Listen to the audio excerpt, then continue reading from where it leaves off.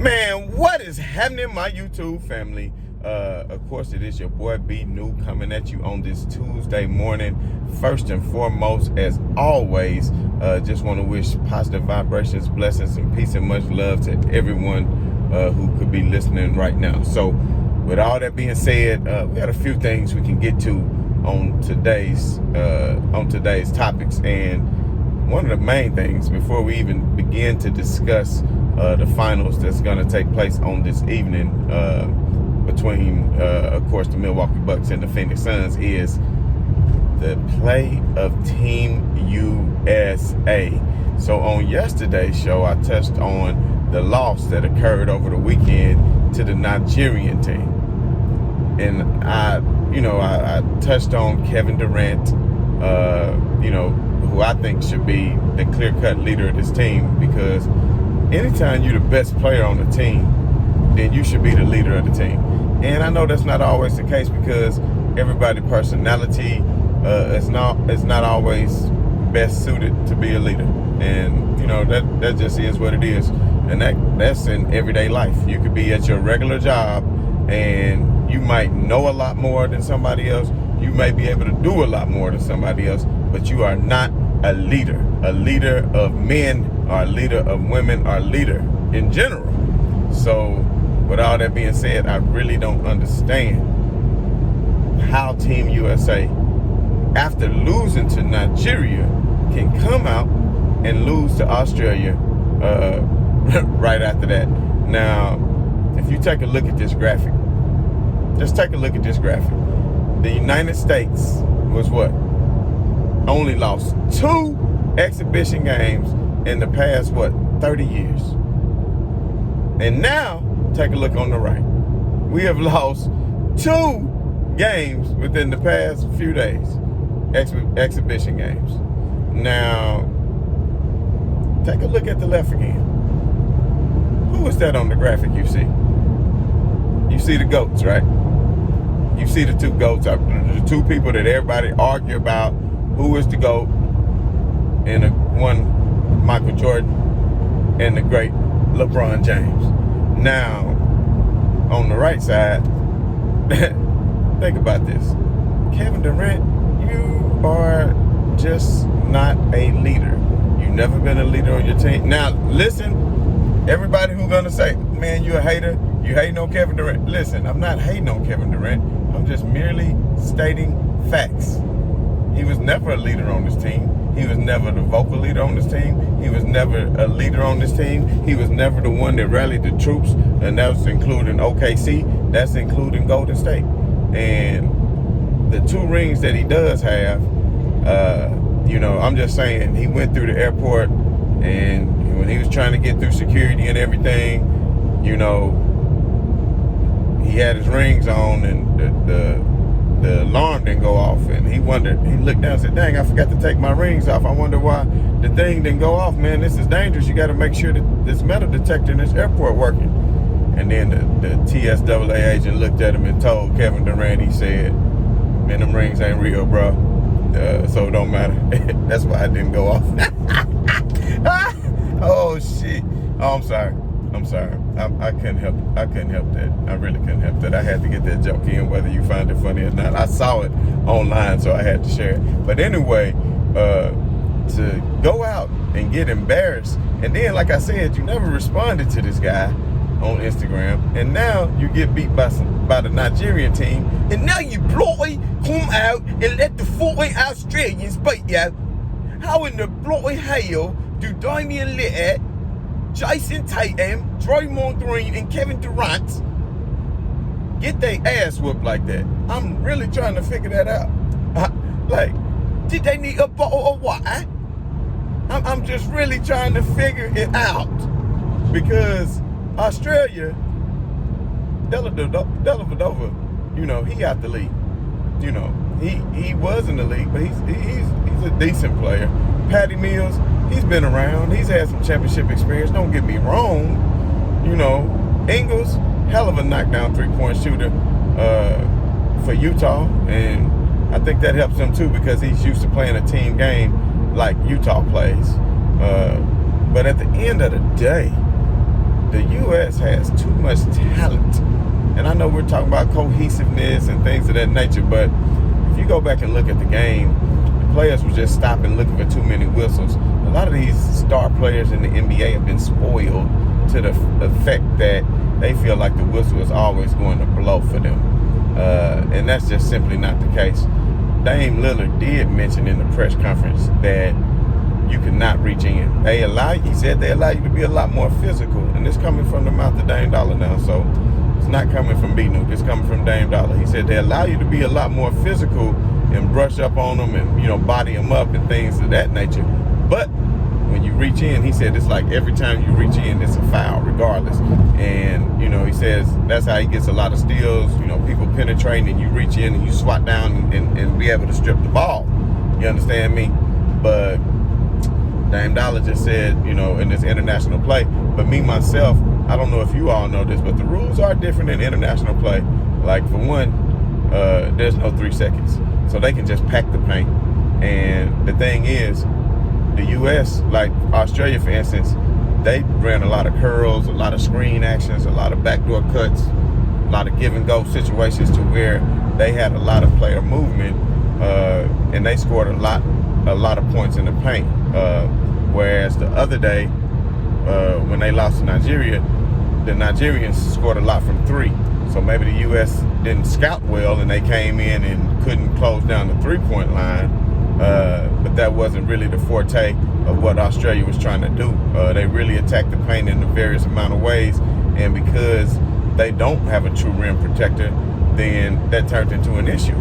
So normally, I would say that I wouldn't really worry about it. It's just a couple of exhibition games. Of course, when the U.S. gets in the first round in Tokyo in the next 2 or 3 weeks, they're probably going to demolish the first round and level of competition. But when you start talking about teams such as Croatia, Serbia, Argentina, Spain, who have quite a few NBA players sprinkled throughout, then what the U.S. could be in a little bit of trouble, because as we all know, in 2019 at the FIBA tournament, they came in 7th. They came in 7th place, even though Kevin Durant didn't play, but they had some pretty good players, with Donovan Mitchell and just some other great players. I'm trying to remember who all was. I think Tatum was on the team. It was some pretty good quality U.S. NBA players, and they came in 7th. So now you try to bring out the cream of de la creme, and you bring out, of course, Kevin Durant, which many feel that is the best player in the NBA. I would say that he's right up there with LeBron, neck and neck, as them two being the best players still in the NBA. This team is lacking a Clay, a Steph, some serious knockdown shooters who could just hit threes and light it up and really put some separation between them and other teams. But these teams are not afraid of the U.S. anymore. And a lot of these players play in the NBA or have aspirations of playing in the NBA. And this is not the 90s. So, the original Dream Team, hey, I know it could be a debate. And one day we can just have a whole show about that. Who was better, the Dream Team or the Redeem Team. And, just to be totally honest, I still think that original Dream Team is still the greatest team that was ever assembled, even though it doesn't have the greatest player that ever played in the one LeBron James, but it has the greatest assembly and collections of players, because they got true centers. When you talk about a Patrick Ewing, a lot of you young guys might not understand what Patrick Ewing was capable of doing in the paint and what he was capable of doing defensively.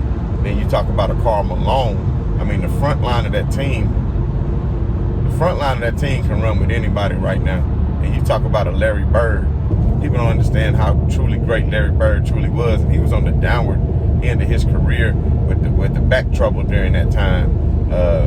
But anyway, this is not a trip down memory lane for the Dream Team. This is me saying that the USA could be in trouble, and the reason why they're in trouble is, you want to really know?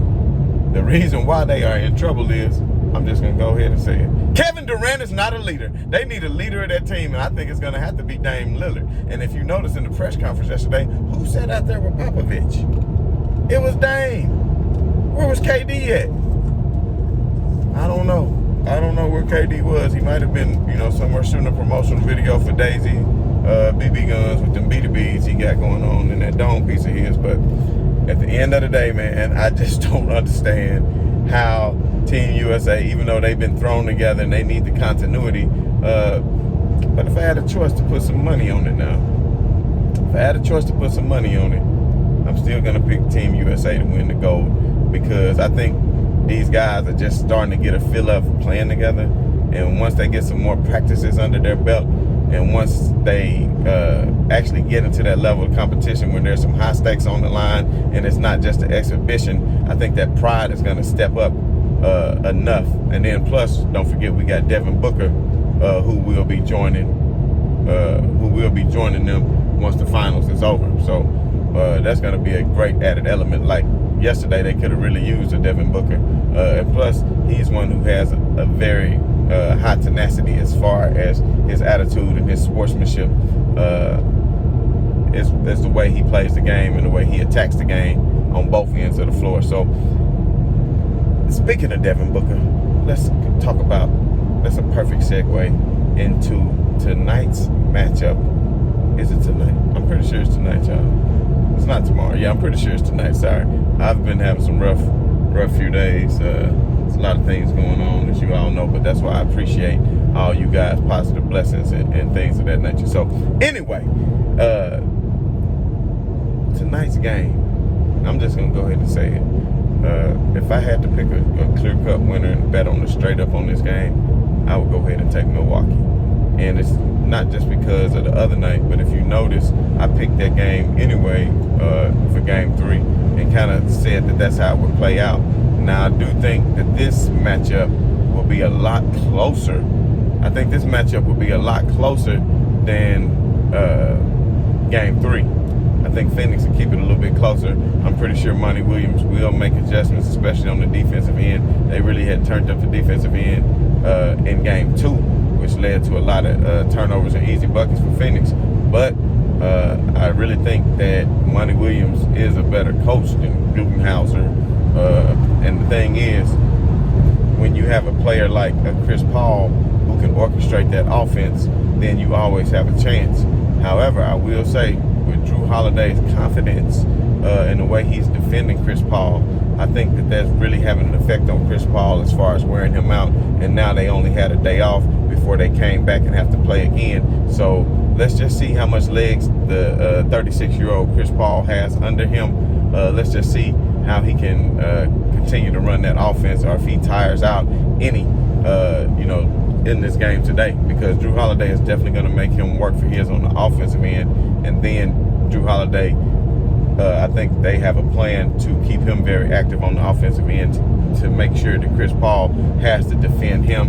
And when Chris Paul has to defend him, by him working on both ends of the floor, that's really going to help Milwaukee, I think, overtake this game and win this game. But not only just because of that, but just like I alluded to before, just because the role players on the road seem to step up and play a hell of a lot better.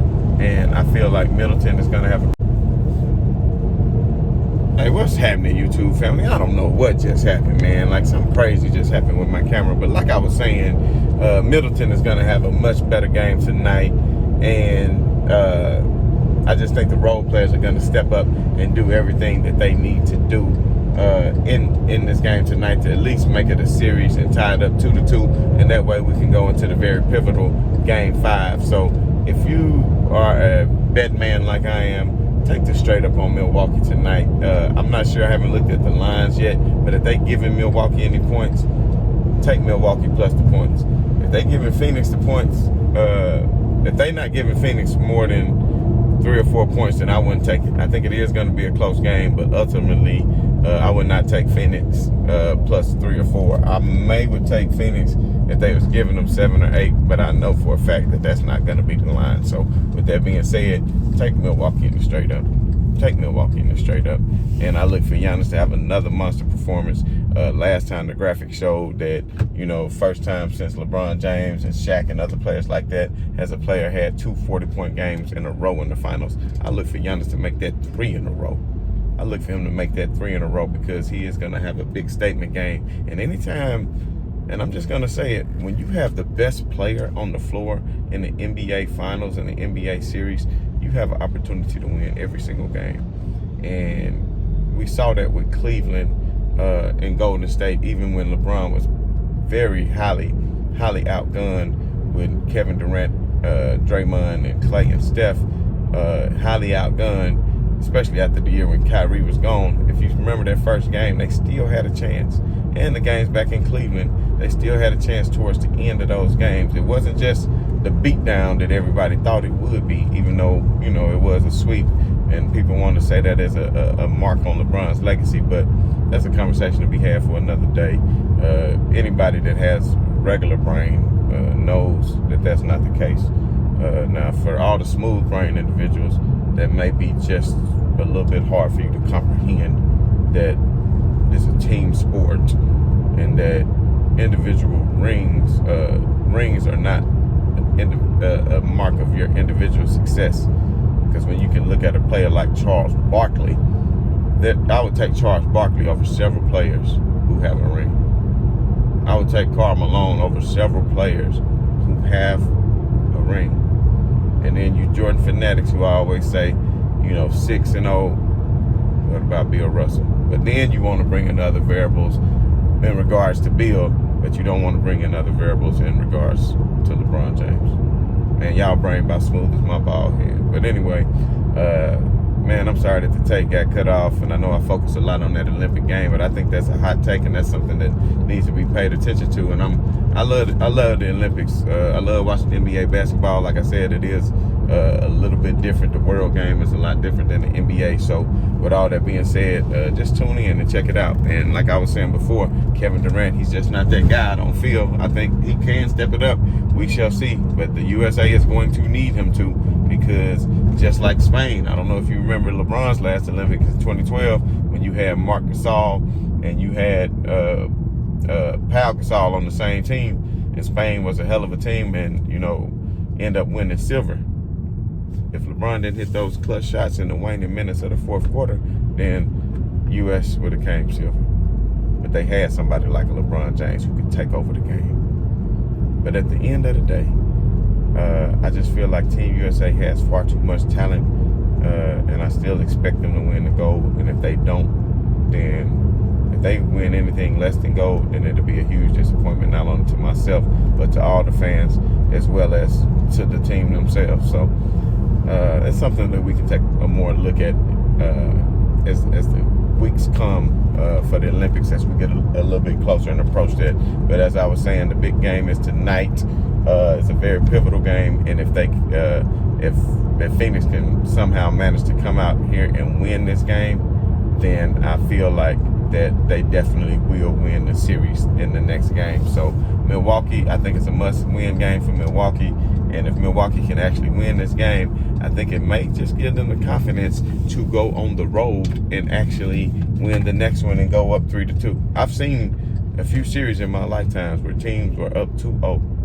And next thing you know, the other team came back and won the next 4. The one that I really, really remember most recently in my mind, which it has been some years ago, but was a very big upset, is when San Antonio jumped up on OKC 2-0 when San Antonio was still a great team. And then Kevin Durant and Russell Westbrook came back and won 4 in a row to seal that. So it's very capable of happening. Just because you win the first 2 does not mean you're the better team. That's why adjustments are made throughout the series, and that's what I like about the NBA. It is a series. So as always, this has been your boy. I'm just screaming right on to the real. Much love to the haters, and I'm out.